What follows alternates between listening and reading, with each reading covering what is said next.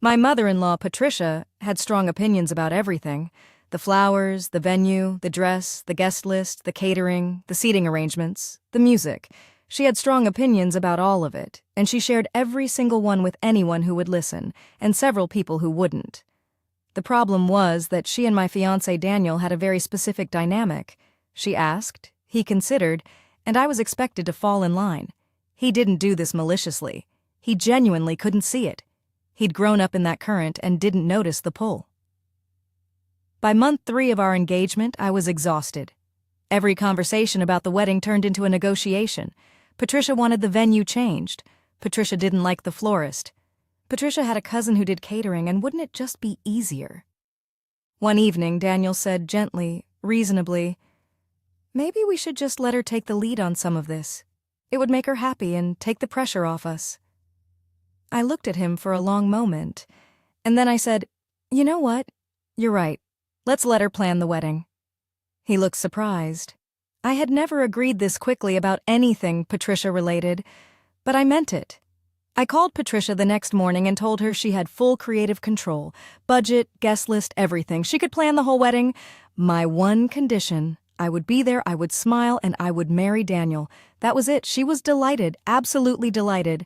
What followed was 4 months of Patricia's dream wedding. Patricia's favorite flowers, lilies, which I am mildly allergic to. Patricia's chosen venue, a country club she was a member of.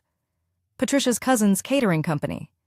Patricia's childhood friend's daughter as the photographer, who it turned out was 17 and had shot exactly 2 events before ours. Patricia's guest list, which included 40 people I had never met and excluded 3 of my closest friends because we had to keep numbers manageable. Patricia's colors, beige and cream. Her vision, classic, timeless, elegant. My vision, irrelevant. I let her do all of it. I showed up to every planning meeting and smiled and nodded and said, "That sounds lovely, Patricia." Here is what Patricia did not know.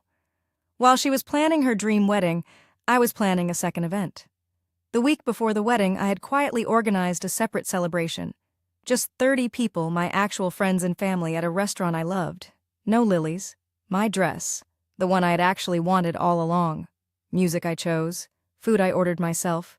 I didn't call it a wedding. I called it a dinner. We did the legal part at the courthouse the Tuesday before the big event, with just our 2 best friends as witnesses. The Saturday ceremony was Patricia's wedding in every way that mattered to her.